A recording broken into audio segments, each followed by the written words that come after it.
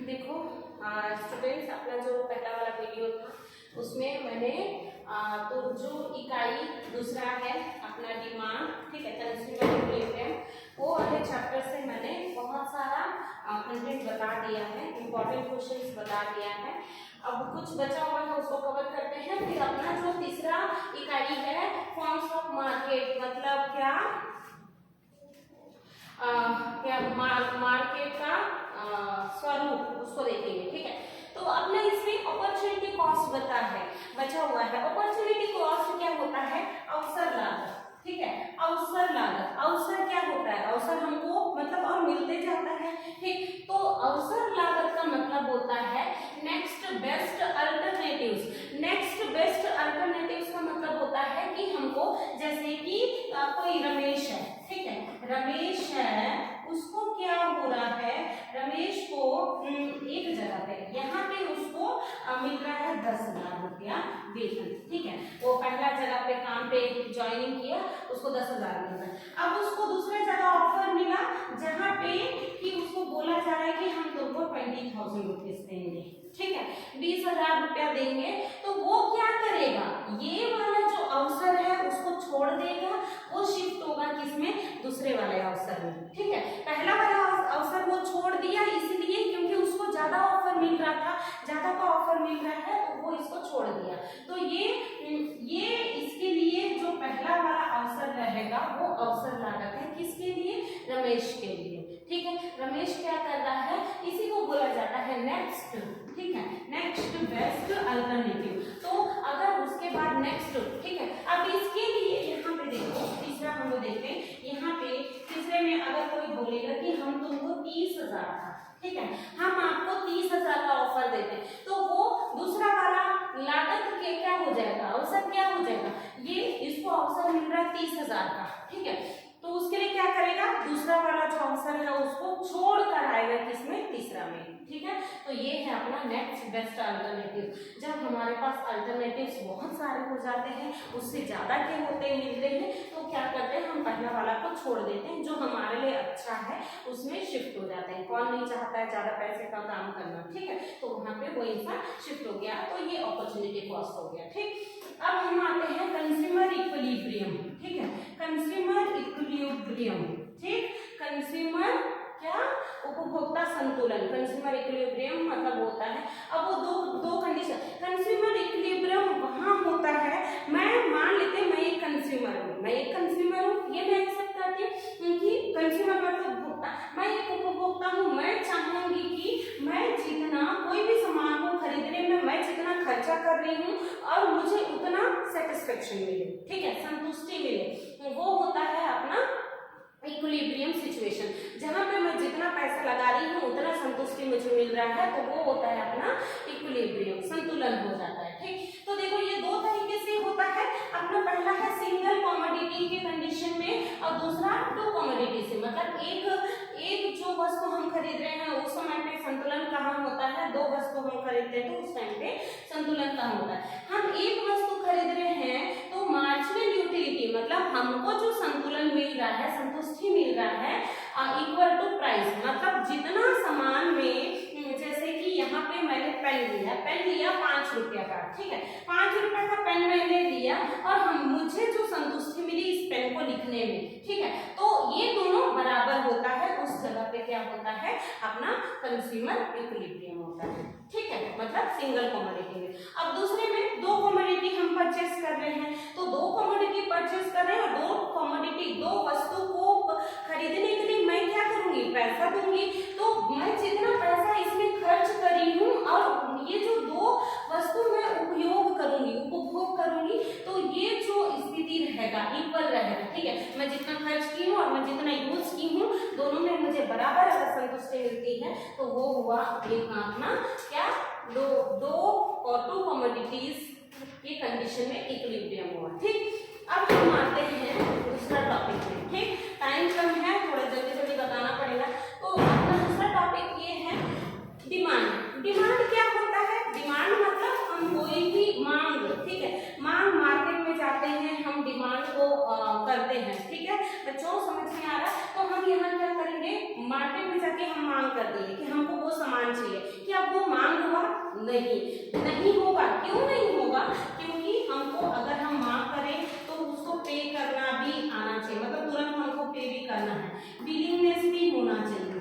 Willingness मतलब हमको उसको सच में खरीदने की इच्छा होनी चाहिए, ठीक है, और उसको हमको पे भी करना चाहिए, ठीक।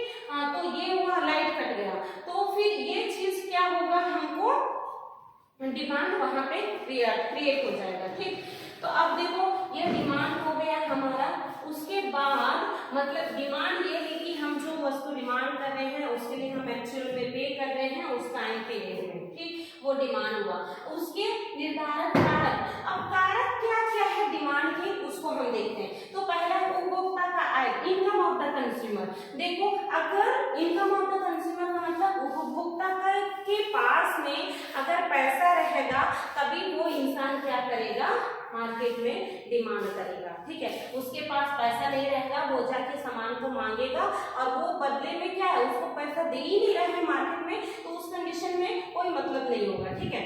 तो उसके पास पैसा होना चाहिए तभी डिमांड इंक्रीज हो जाएगा, नहीं तो डिमांड नहीं होगा, ठीक। अब जनसंख्या, पॉपुलेशन के हिसाब से हम डिमांड करें। अगर ज्यादा पॉपुलेशन है, ज्यादा जनसंख्या है, तो हम कोई भी सामान का मार्केट में, इकोनॉमी में हम डिमांड ज्यादा करेंगे। अगर मान लेते हैं पॉपुलेशन कम है तो हमारी डिमांड भी कम रहेगी, ठीक। अब तीसरा है अवेलेबिलिटी ऑफ सब्स्टिट्यूट्स। तो सब्स्टिट्यूट्स अगर, ठीक है, अवेलेबिलिटी ज्यादा है तो हम डिमांड कम करेंगे, अगर अवेलेबिलिटी कम है तो हम उस कंडीशन में क्या करेंगे, कम डिमांड करेंगे, ठीक है। अवेलेबिलिटी ज्यादा है, सब्स्टिट्यूट गुड्स का मतलब जैसे टी एंड कॉफी, हम ज्यादातर सब्स्टिट्यूट गुड्स में टी एंड कॉफी को लेते हैं, ठीक है। मतलब जैसे हम टी खरीद रहे हैं और उसी टाइम पे अगर टी का प्राइस बढ़ जाता है तो हम दूसरी जगह शिफ्ट हो जाते हैं। ये अवेलेबिलिटी ऑफ सब्स्टिट्यूट्स अगर ज्यादा रहता है तो उस टाइम पे डिमांड कम हो सकता है, ठीक। टेस्ट एंड प्रेफरेंसेस, अगर हमारा टेस्ट है, ठीक है, हम बार बार अपना जो टेस्ट एंड प्रेफरेंस क्या करते हैं, बदलते रहते हैं। हम शौकीन, आज की जनरेशन मेरे ख्याल से हर कोई शौकीन होता है नया नया चीजें क्या करने का, टेस्ट करने का, ठीक है। तो हमारा प्रेफरेंसेस भी चेंज होते रहते हैं, तो उस कंडीशन में भी अपना डिमांड में प्रॉब्लम क्रिएट हो जाता है, डिमांड बढ़ते घटते रहता है, ठीक है। उपभोक्ता की रुचि, इंटरेस्ट ऑफ द कंज्यूमर। अब देखो यहाँ पे क्या होता है, कंज्यूमर का जो इंटरेस्ट है, ठीक है, वो क्या नए नए चीज में है, वो बार बार चेंज होते रहता है, तो उस कंडीशन में भी परेशानी होता है, ठीक, मतलब डिमांड चेंज होते रहता है। अब उसके बाद क्या है, उपभोक्ता के वैकल्पिक। अब देखो अल्टरनेटिव्स बहुत सारा सामने वाले पर्सन के, कंज्यूमर के पास में रहता है तो वो डिमांड चेंज कर देता है। उसके पास अगर एक ही ऑप्शन हो, ठीक है, एक ऑप्शन रहेगा तो वो आम मूल्य के उसी को परचेज करेगा, ठीक है, परचेज मतलब खरीदारी करेगा, ठीक। अगर उसके पास ऑप्शन बहुत सारा है तो वो अपने डिमांड को कम कर देगा, ठीक। वो हो गया आपका डिमांड। अब आते हैं elasticity of demand.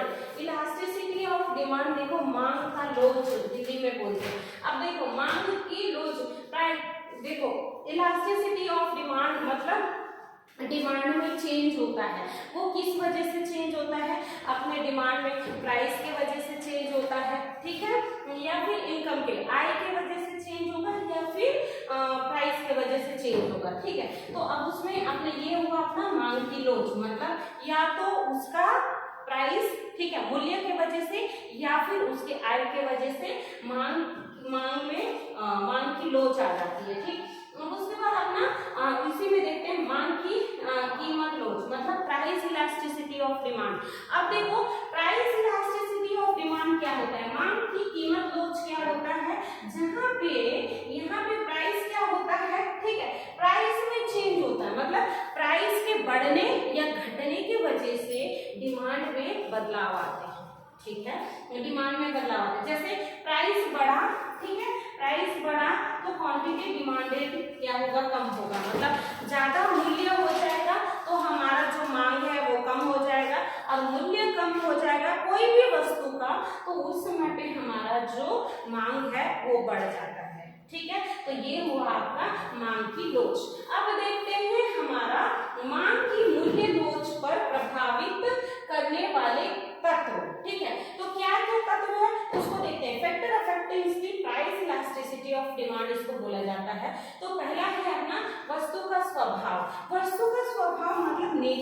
Of the commodity. Nature of the commodity में क्या होता है अपना कि हाँ अब देखो नेसेसरी, यह वस्तु का स्वभाव में हम जब देखेंगे कि नेचर नेसेसरी, ठीक है, नेसेसरी का अगर कोई सामान होता है, नेसेसरी का सामान मतलब जरूरत का, एकदम बहुत ज्यादा ही जरूरत है इसका, तो ऐसे सामान को हम देखते हैं तो उसका क्या होगा, वो इनइलास्टिक होगा, ठीक है। तो देखो यहाँ पे क्या हो रहा है कि अगर वस्तु को हम, वो डिपेंड करता है ना प्राइस, अगर देखो हमारा जरूरत का सामान होगा तो हम क्या खरीदेंगे उसको, प्राइस अगर बढ़ेगा, ठीक है, प्राइस अगर बढ़ेगा तो भी हमारा डिमांड क्या रहेगा, कांस्टेंट रहेगा, ठीक है। तो ये वस्तु का स्वभाव भी बहुत इंपॉर्टेंट फैक्टर है इसमें, ठीक है, मांग की मूल्य लोच में। फिर दूसरा है वस्तु का प्रयोग, यूज ऑफ कमोडिटी। अब देखो ये डिपेंड करता है कि हमारा जो कमोडिटी है, हमारा जो वस्तु है, हम उसका उपयोग कब करने वाले हैं, पता चल रहा है तुरंत उपयोग करने वाला है या फिर लॉन्ग टाइम के लिए, लंबे समय के बाद हम उपयोग करने वाले हैं, तो उस हिसाब से हम क्या करते हैं, उस सामान को परचेस करते हैं, ठीक है। देन तीसरा है वस्तु की उपलब्धता। वस्तु की उपलब्धता मतलब अवेलेबिलिटी ऑफ सब्स्टिट्यूट्स। अब हमारे पास सब्स्टिट्यूट्स कैसे, वो इजीली मिल रहा है कि नहीं, जैसे कि हम लोगों ने डिमांड में देखा था, ऐसे ये प्राइस का अफेक्टिव है, ठीक है, प्राइस इलास्टिसिटी ऑफ डिमांड। तो वस्तु की उपलब्धता है या नहीं, ठीक। अब उसके बाद देखते हैं उपभोक्ता की आर्थिक स्थिति। अब आर्थिक स्थिति के ऊपर भी डिपेंड करता है, अगर किसी के पास अच्छी आय है तो वो उस सामान को खरीदेगा, ठीक है, अगर नहीं है तो वो उसको पोस्टपोन करते जाएगा, नहीं यार बाद में खरीद लेता हूँ, ऐसे, ठीक। अब उसके बाद आपका पांचवा और लास्ट है, ये बहुत इंपॉर्टेंट, समय का प्रभाव। अब समय के हिसाब से भी हम क्या करते हैं, सामान खरीदते हैं। अब देखो उस समय उसका क्या बोलते हैं कि तुरंत यूज करोगे या उसको फिर बाद में यूज करोगे, तो उस हिसाब से। तो ये जो आपका है क्या मांग की मूल्य लोच को प्रभावित करने वाले कारक, तो ये हमेशा बहुत इंपॉर्टेंट क्वेश्चन है, आप इसको देख लो और फिर आप इसको कंटिन्यूसली पढ़ना और कोई भी डाउट होगा तो पूछना है, ठीक है बच्चों। ये बहुत इंपॉर्टेंट क्वेश्चन है, ये भी, ये जितने भी हैं बता रहे हैं वो सब इंपॉर्टेंट है, ठीक। हमारा जो ये यूनिट है इसमें से हम देखेंगे, देखो हमारा फॉर्म्स ऑफ मार्केट, ठीक है, अपना जो स्वरूप बाजार का स्वरूप, ठीक, ये अपना यूनिट है बाजार का स्वरूप। तो इसमें से भी बहुत इंपॉर्टेंट क्वेश्चन आते हैं, ठीक, ये भी एक बहुत इंपॉर्टेंट क्वेश्चन है जो हमेशा मोस्टली रिपीट होता है, तो उसको मैं बता रही हूँ आप लोगों को, ठीक है। एक होता है मार्केट प्राइस। मार्केट प्राइस मतलब क्या होता है, बाजार का मूल्य, ठीक। मार्केट प्राइस क्या होता है, मार्केट प्राइस का मतलब कि ऐसा प्राइस जहाँ पे डिमांड और सप्लाई, ठीक है, डिमांड मतलब सॉरी मांग और पूर्ति, ठीक है, और पूर्ति, क्या मांग और पूर्ति। तो देखो मार्केट प्राइस में क्या आता है, मांग और पूर्ति इक्वल है, ठीक है, मतलब ऐसा जहां मांग ज्यादा ना हो और वहां पे पूर्ति ज्यादा ना हो, मतलब डिमांड और सप्लाई बराबर हो, तो इन लोग वो जो प्राइस, इसको शॉर्ट कम समय के लिए भी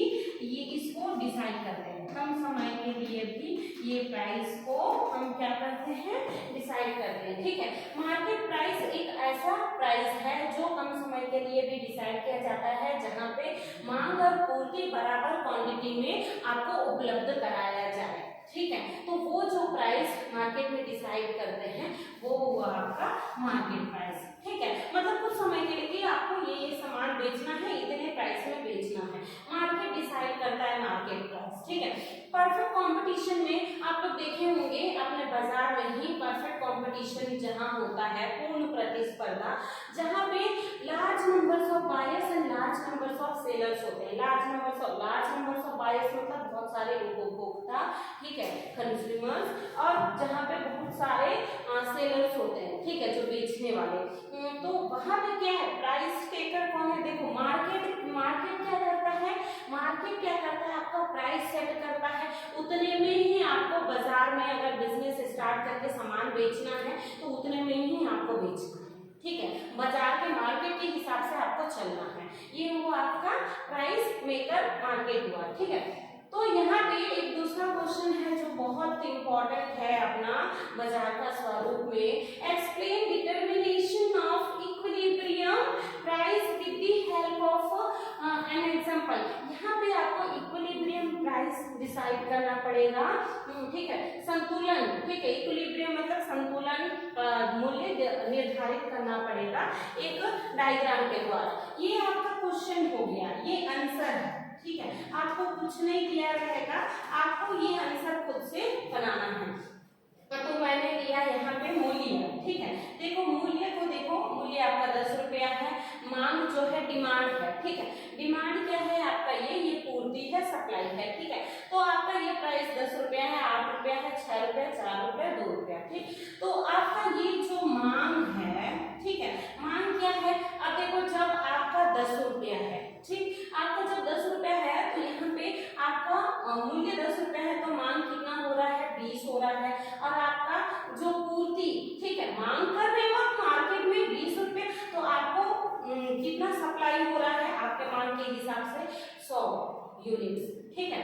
अब देखो यहाँ पे 8 रुपया आपका प्राइस है, 8 रुपया है, तो अब देखो प्राइस मूल्य ज्यादा है तो आप मांग कम कर रहे हो, आपका जब मूल्य कम हो रहा है सामान का, आप ज्यादा डिमांड कर रहे हो, यहाँ पे और कम हुआ और कम कर दिए, यहाँ पे और कम हुआ तो यहाँ पे बढ़ा दिए, और यहाँ पे तो आपका जब यहाँ पे देखो प्राइस जब इंक्रीज होता है आपका डिमांड डिक्रीज होता है, ठीक है, नॉर्मली ऐसा होता है, आपका मूल्य बढ़ता है तो आपका प्राइस इंक्रीज होता है तो डिमांड डिक्रीज होता है। तो देखो जब आपका मांग, आपका जो मूल्य है बढ़ता है तो मांग कम होता है, अब जब मूल्य घटता है तो आपका जो मांग है वो बढ़ जाता है, ठीक। तो देखो यहाँ पे यही हो रहा है, आपका इनवर्स रिलेशन हो रहा है, तो क्या होता है जब आपका मूल्य बढ़ रहा है तो ये मांग कम हो रहा था, ठीक। और सप्लाई का क्या है, सप्लाई भी ऐसी है, सप्लाई तो करेगा ही, आपका जब 10 रुपया था तो इतना सप्लाई, 8 रुपया था तो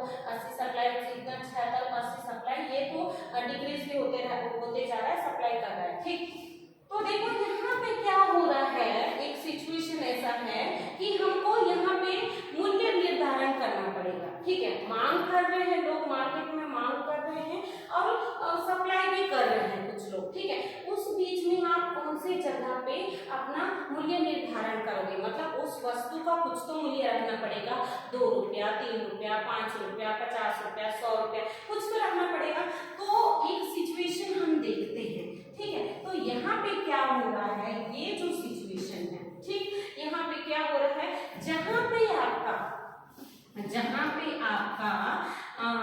क्या है, अपना डिमांड इक्वल टू सप्लाई होगा, वही आपका इक्विलिब्रियम होगा, ठीक है, वही आपका क्या होगा, इक्विलिब्रियम होगा। इक्विलिब्रियम मतलब संतुलन। अब इक्विलिब्रियम जहां होगा उसी प्राइस को हम मार्केट प्राइस डिसाइड करते हैं, ठीक है।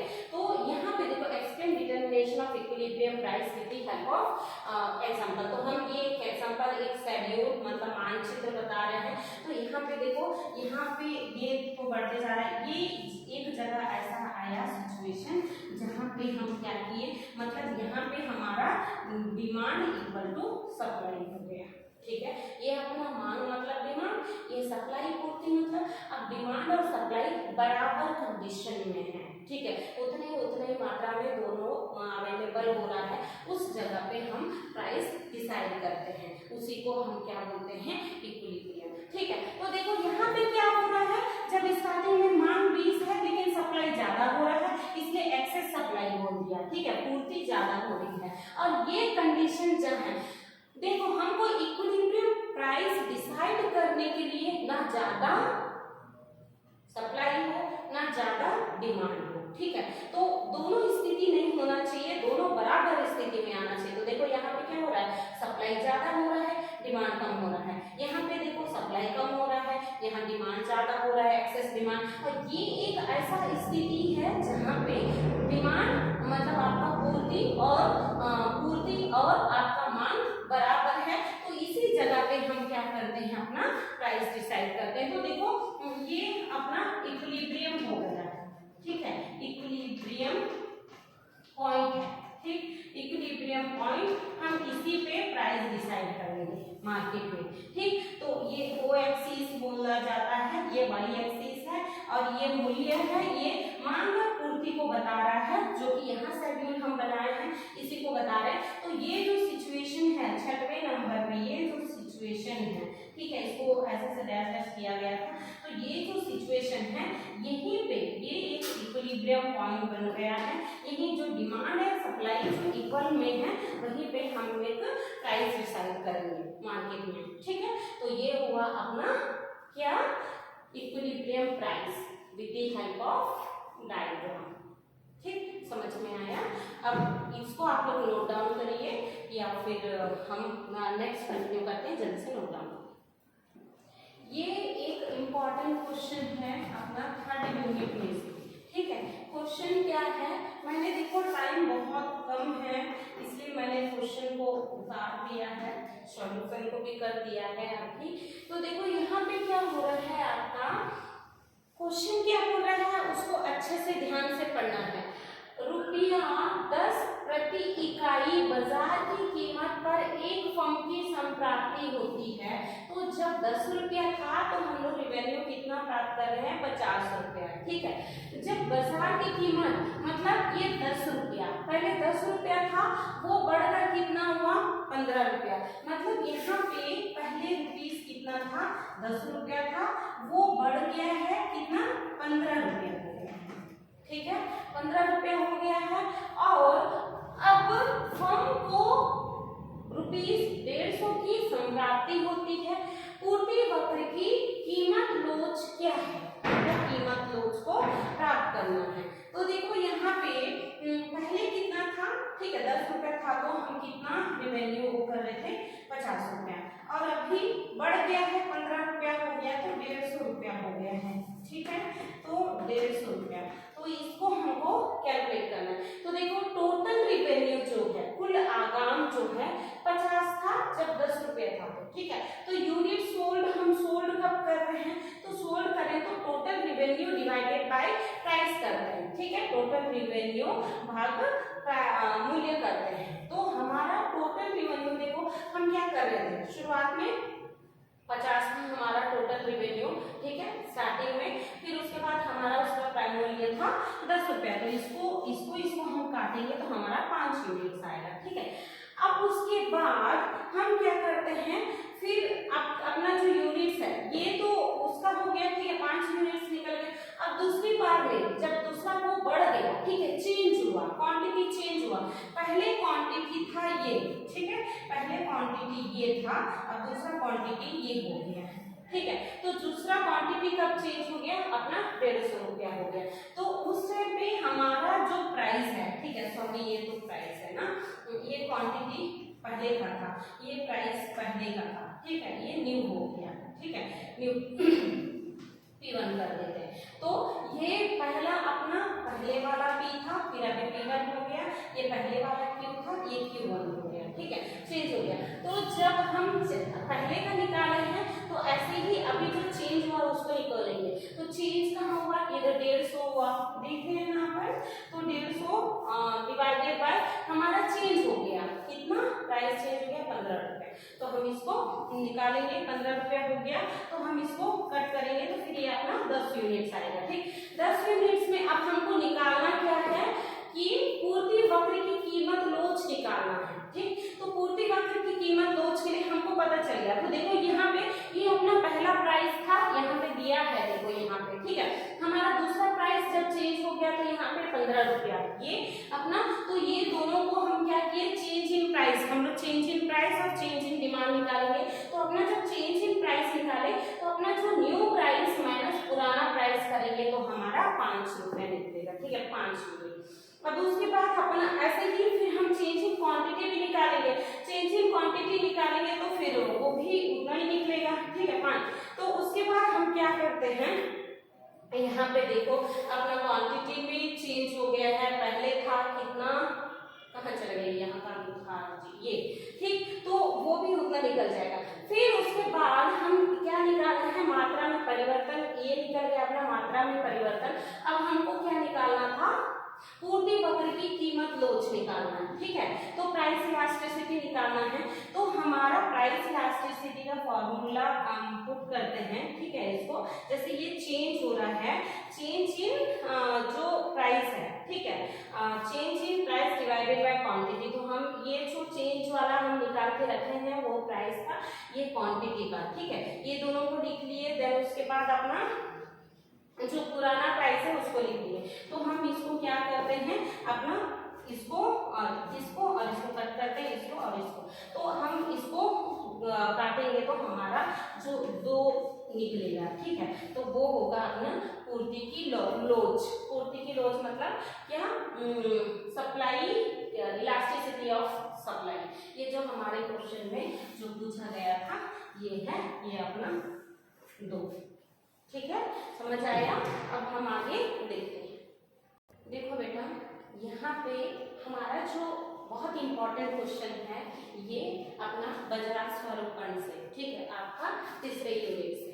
तो देखो व्हाट, हिंदी इंग्लिश दोनों में क्वेश्चन बताऊंगी मैं, इसमें आपको कोई डाउट नहीं होना चाहिए, ठीक है। तो देखो यहाँ पे क्या हो रहा है आपका, what are the main features of perfect competition. Perfect पूर्ण, परफेक्ट मतलब पूर्ण, एकदम कंप्लीट, ठीक, तो पूर्ण प्रतियोगिता, कंपटीशन मतलब प्रतियोगिता, आप लोगों को सबको पता है कि प्रतियोगिता होता है, ठीक है। तो what are the features of the perfect competition, इसको घुमा के आगे भी पूछा जा सकता है आपसे कि what are the characteristics of perfect competition, पूर्ण प्रतियोगिता के क्या कैरेक्टरिस्टिक्स है, ये भी पूछा जा सकता है, ठीक है।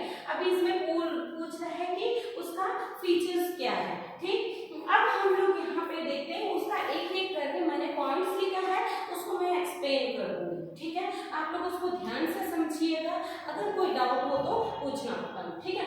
तो देखो यहाँ पे अपना जो पहला पॉइंट जो है यहाँ क्या है कि क्रेताओं और विक्रेताओं की बाजार में अधिक संख्या। तो देखो इसका पहला फीचर्स क्या है, फीचर्स मतलब उसमें क्या क्या चीज हो सकता है, इसमें फीचर्स में हम क्या क्या इंक्लूड कर सकते हैं, अपना हानि लाभ ये सब चीजें इसमें आ जाएगा, ठीक। तो हम किसका पढ़ रहे हैं, परफेक्ट कंपटीशन। देखो परफेक्ट कंपटीशन एक ऐसा मार्केट होता है जहाँ पे ये मार्केट ही है, ठीक है, मार्केट मतलब बाजार, बाजार के बारे में हम पढ़ रहे हैं। तो परफेक्ट कंपटीशन एक ऐसा बाजार होता है जहाँ पे लार्ज नंबर्स ऑफ बायर्स होते हैं, लार्ज नंबर्स ऑफ सेलर्स होते हैं, मतलब कि वहाँ पे क्रेता और विक्रेता बहुत सारे होते हैं, मतलब इन लोग अपनी इच्छा से आके वहाँ पे अपना सामान बिजनेस कर सकते हैं, अपना सामान बेच सकते हैं, वहाँ से प्रॉफिट अर्न कर सकते हैं। यहाँ पे कोई रिस्ट्रिक्शन नहीं है कि आपको अगर बाजार लगाना है तो उसके लिए बहुत सारा पैसा पे करना है, ऐसा कुछ नहीं है। तो वो होता है अपना पूर्ण प्रतियोगिता, ठीक है। पूर्ण प्रतियोगिता में जो क्रेताओं होते हैं, ठीक है, क्रेता लोग होते हैं और विक्रेता लोग होते हैं, ठीक है। क्रेता और विक्रेता जो खरीदारी करते हैं, ठीक है, अपना विक्रेता और क्रेता दोनों होते हैं, बायर्स एंड सेलर्स, ठीक है। बायर्स मतलब जो सामान को खरीदता है, ठीक है, और विक्रेता मतलब जो सामान को बेचता है। ये दोनों कहाँ करेंगे, मार्केट में ही। अब परफेक्ट कंपटीशन मतलब मार्केट बहुत बड़ा मार्केट है, वहाँ पे अलग अलग जो क्या बोलते हैं अपने जो बायर्स और सेलर्स है, ठीक है, विक्रेता और क्रेता आते हैं, एक दूसरों से मिलते हैं, अपना सामान बेचते हैं, खरीदते हैं और प्रॉफिट अर्न करते हैं, ठीक है। अब क्या जो बायर्स आते हैं उनका मोटिव होता है कि हम सामान कम दाम में खरीदें, ठीक।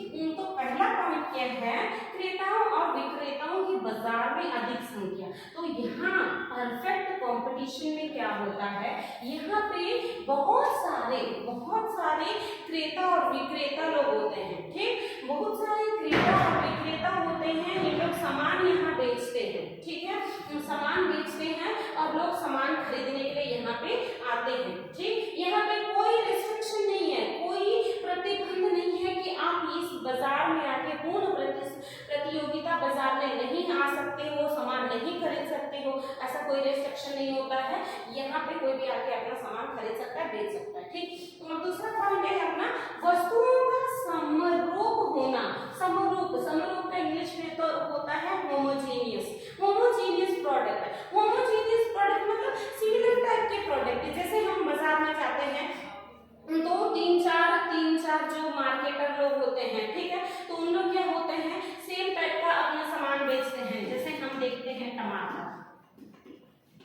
ठीक है, टमाटर हो गया, आलू हो गया, ठीक, आलू, प्याज, और क्या क्या, प्याज, या फिर जितना भी अपना गाजर वगैरह जो है वो सब चीजें, ठीक है। तो ये जो है अपना टमाटर हो गया, आलू हो गया, प्याज हो गया, गाजर हो गया, ये सब चीजें हम क्या करते हैं अपना उसमें मार्केट से हम, तो ये होता है वस्तुओं का समरूपण होना, मतलब हमारे परफेक्ट कंपटीशन में होमोजेनियस प्रोडक्ट होते हैं। होमोजेनियस प्रोडक्ट मतलब एक दूसरों से मिलता जुलता सामान, ठीक है, मिलता जुलता सामान मतलब यहाँ जो विक्रेता आएंगे, बेचने वाले लोग, सॉरी विक्रेता क्रेता, ठीक है, जो भी सेलर्स आएंगे मार्केट में बेचने के लिए, तो वो जो सामान बेचेंगे वो होमोजेनियस सामान होगा, समरूपता रहेगा उसमें, ठीक है। सामान में होमोजेनियस मतलब एक जैसा सामान, जैसे एक जैसे सामान, टमाटर सबका एक जैसे ही रहेगा, मान लेते हैं मैं बाजार लगा रही हूँ, वहां कोई और लाएगा, कोई और लाएगा, तो वहां पे सेम टाइप का ही सामान बेचते हैं, ठीक है। टमाटर, आलू, प्याज, जो भी चीजें हैं वो सब होमोजेनियस ही होते हैं एक दूसरे सेलर से, ठीक है, अलग नहीं होता है बाकियों से। अब उसके बाद देखते हैं अपना 4 पॉइंट है यूनिफॉर्मिटी प्राइस, मतलब आपका जो मूल्य है, ठीक है, वो समान होता है, ठीक है, मूल्य जो है समान होता है, वो कैसे, यूनिफॉर्मिटी मतलब एक जैसे प्राइस। तो देखो ये जो अपना पूर्ण प्रतिस्पर्धा जो मार्केट है, कंपटीशन है, यहाँ पे जो मूल्य है वो एक जैसे रहेगा, वहां पे 10 सेलर्स रहेंगे या 20 सेलर्स रहेंगे तो भी उसी प्राइस में बेचेंगे, क्योंकि यहाँ जो मूल्य है, मूल्य का निर्धारण मार्केट के द्वारा किया जाता है परफेक्ट कंपटीशन में।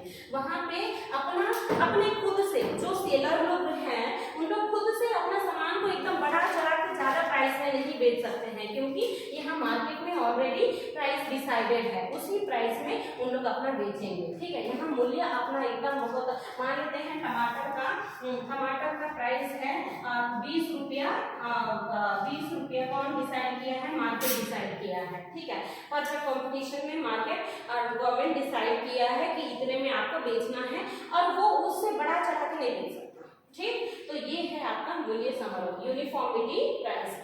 अब आपका आता है normal profit. Normal profit, normal मतलब जस्ट ऐसे ही नॉर्मल, ठीक है, सुपर प्रॉफिट नहीं। सुपर प्रॉफिट मतलब बहुत सारा प्रॉफिट, जितना हम सोच के रखते हैं उससे ज्यादा प्रॉफिट कमाते हैं, ठीक है। तो ये वो आपका सुपर प्रॉफिट। लेकिन यहाँ ये जो अपना परफेक्ट पूर्ण प्रतियोगिता बाजार में हम क्या करते हैं, पूर्ण प्रतियोगिता बाजार में हम नॉर्मल प्रॉफिट कमा पाते हैं, सुपर प्रॉफिट नहीं कमा पाते। क्यों नहीं कमा पाते, क्योंकि यहाँ जो प्राइस है अपना गवर्नमेंट डिसाइड किया हुआ है, मार्केट डिसाइड, सॉरी गवर्नमेंट नहीं बोलना चाहिए, मार्केट डिसाइड किया हुआ है। वो जो मार्केट है वहां पे डिसाइड किया हुआ प्राइस डिसाइड करके उसी प्राइस में बेचेंगे, ये लोग पहले से डिसाइड करते हैं, तो वो प्राइस में हमको बेचना रहता है, ठीक है। तो ये हुआ अपना नॉर्मल प्रॉफिट। तो अपना ज्यादा प्रॉफिट नहीं कमा पाता है फर्म्स, जो भी मार्केट, जो भी सेलर है, जो भी फर्म है, वो परफेक्ट कंपटीशन में ले जाके अपना सामान बेचता है, तो वो नॉर्मल प्रॉफिट ही कमाता है, ज्यादा प्रॉफिट नहीं कमा पाता है, ठीक। ये हो गया। अब अपना छठवां पॉइंट क्या है, uniformity in quantity, shape and weight. Quantity मतलब मात्रा, ठीक है, मात्रा हो गया, शेप साइज क्या बोल सकते हैं, आकार, ठीक है, और वेट वजन। तो ये जो है यहाँ पे क्या होता है अपना पूर्ण प्रतियोगिता बाजार में हमारा जो uniformity in quantity, shape and size, तो हमको समानता होना है, समानता होता है मात्रा में, आकार में और वजन में। कैसे, अब बताओ, टमाटर, अब जो भी टमाटर का हम एक मार्केट को ही लेते हैं, सब्जी मंडी को ले देखते हैं, सब्जी मंडी में क्या होता है, सब सब्जी ही बेचते हैं, तो जितने भी सेलर है वहां लाकर सामान को बेचते हैं, सबका सेम होता है, टमाटर का साइज लगभग सबका सेम ही रहता है, आलू का साइज सेम रहता है, उसका आकार भी सेम रहता है, वजन भी लगभग सेम ही रहता है, उसमें तो कोई डिफरेंट नहीं होता है, अलग अंतर तो नहीं पाया जाता है। तो ये है अपना uniformity in quantity, shape and weight. समझ आया? तो ये बहुत इंपॉर्टेंट क्वेश्चन है, नॉर्मली हर टाइम पूछा जाता है, ठीक है। आपका परफेक्ट कंपटीशन या इम्परफेक्ट कंपटीशन में डिफरेंस पूछा जाएगा बेटा, आप उसको देख लेना, बहुत इंपॉर्टेंट है। इसमें आपको पूछेगा कि मार्केट क्या है, ठीक। ये तो हो गया आपका फीचर्स, इसको आप देख लेना, एग्जाम में आएगा ही आएगा, बहुत इंपॉर्टेंट क्वेश्चन है। What are the main features of perfect competition, पूर्ण प्रतिस्पर्धा के फीचर्स क्या क्या है, तो ये सब पॉइंट्स है, आप और देख लेना। और हाँ, तो मार्केट क्या है, सबसे पहले ये पूछता है बेटा, ठीक है, मार्केट। तो यहाँ पे आपको ये question, market is that place, वो जगह है जहाँ पे बहुत सारे क्रेता और विक्रेता एक दूसरों से मिलते हैं, अपना सामान को बेचते हैं, ठीक है, और प्रॉफिट कमाते हैं, ठीक। ये अपना मार्केट वो प्लेस है। और उसके बाद सामान एक दूसरों से बेचना और खरीदना का करने का जगह मार्केट होता है। तो मार्केट में, ठीक, मार्केट में जैसे मोनोपोली मार्केट में देखते हैं, इसमें देखो परफेक्ट कंपटीशन, हम मार्केट के टाइप्स है, परफेक्ट कंपटीशन है, ठीक, कंपटीशन, ठीक है, परफेक्ट कंपटीशन है, पूर्ण प्रतिस्पर्धा। दूसरा मोनोपोली मार्केट है, ठीक, मोनोपोली, ठीक है, मोनोपोली मार्केट भी बहुत इंपॉर्टेंट मार्केट होता है। तो यहाँ पे भी जैसे परफेक्ट कंपटीशन है, ऐसे ही मोनोपोली मार्केट भी बहुत इंपॉर्टेंट है। यहाँ पे मोनो मतलब सिंगल, अकेला, ठीक है, अकेला, पोली मतलब जो मार्केट है, ठीक है। तो मोनोपोली मार्केट में अकेला मार्केट होता है, जहाँ पे लार्ज नंबर्स ऑफ बायर्स होते हैं, बहुत सारे क्रेता लोग होते हैं, उन लोग सामान खरीदते हैं। एग्जाम्पल के लिए देखो, अपना मोनोपोली मार्केट का एग्जाम्पल देखें ना, तो जैसे रेलवे के एरिया में जाके देखो, वहां पे वो सिर्फ सिंगल सेलर होता है, वहां पे इसीलिए क्या होता है, हमको हाई प्राइस में हमको प्रोडक्ट अवेलेबल कराया जाता है, ठीक है। तो मोनोपोली मार्केट में क्या होता है, वो सिंगल सेलर होता है, तो वहां पे यहाँ प्राइस मेकर होता है ये, ठीक है, प्राइस मेकर होता है। कौन होता है प्राइस मेकर, मोनोपोली मार्केट में वो फर्म होता है, ठीक है। और बाकी परफेक्ट कंपटीशन में प्राइस टेकर्स होते हैं, जो बायर्स वगैरह, फर्म्स क्या है, परफेक्ट कंपटीशन में, ये परफेक्ट कंपटीशन में मार्केट में प्राइस टेकर होते हैं, कौन, फर्म्स, ठीक है, जितने भी फर्म्स ऑर्गेनाइजेशंस, तो इन लोग सब क्या है, प्राइस टेकर है, और हम लोग प्राइस मेकर है, ठीक है। जो मार्केट है वो प्राइस मेकर है। ये मोनोपोली मार्केट में जो फर्म है वो प्राइस मेकर है, ठीक है, ये खुद अपना प्राइस सेट करता है। और परफेक्ट कंपटीशन मार्केट में हम खुद से वहाँ पे प्राइस को सेट नहीं कर सकते हैं, जो मार्केट में प्राइस सेट चल रहा है उसी को हम चलाएंगे, ठीक है। अब इम्परफेक्ट कंपटीशन आता है, इम्परफेक्ट कंपटीशन मार्केट आएगा इसी में, ठीक है। इम्परफेक्ट में भी large numbers of sellers and buyers होते हैं, लेकिन यहाँ होमोजेनियस प्रोडक्ट नहीं होता है, समान ये जो मूल्य, आकार, वजन, मतलब समान प्रोडक्ट आपको यहाँ पे नहीं मिलेगा इम्परफेक्ट कंपटीशन में, ठीक है। तो ये होता है अपना क्या, इम्परफेक्ट मार्केट, मोनोपोली। ओलिगोपोली भी आता है, वो भी इंपॉर्टेंट है, ओलिगोपोली, लेकिन ज्यादातर ये अपना परफेक्ट कंपटीशन बहुत इंपॉर्टेंट है। ओलिगोपोली भी इंपॉर्टेंट ही है, बट उतना नहीं है जितना परफेक्ट कंपटीशन। तो आप इसमें ज्यादा फोकस करना, तो मार्क्स इजीली आप गेन कर सकते हैं, ठीक है। तो ये हो गया आपका क्या, फॉर्म्स ऑफ मार्केट या बाजार का स्वरूपण। तो इसको आप अच्छे से देख लीजिएगा, बहुत इंपॉर्टेंट है, इसको आपको देखना है, अच्छे से पढ़ना है। ये एग्जाम में किसी भी हालत में कंपल्सरी आता ही आता है, बहुत रिपीट होता है, ठीक है बच्चों।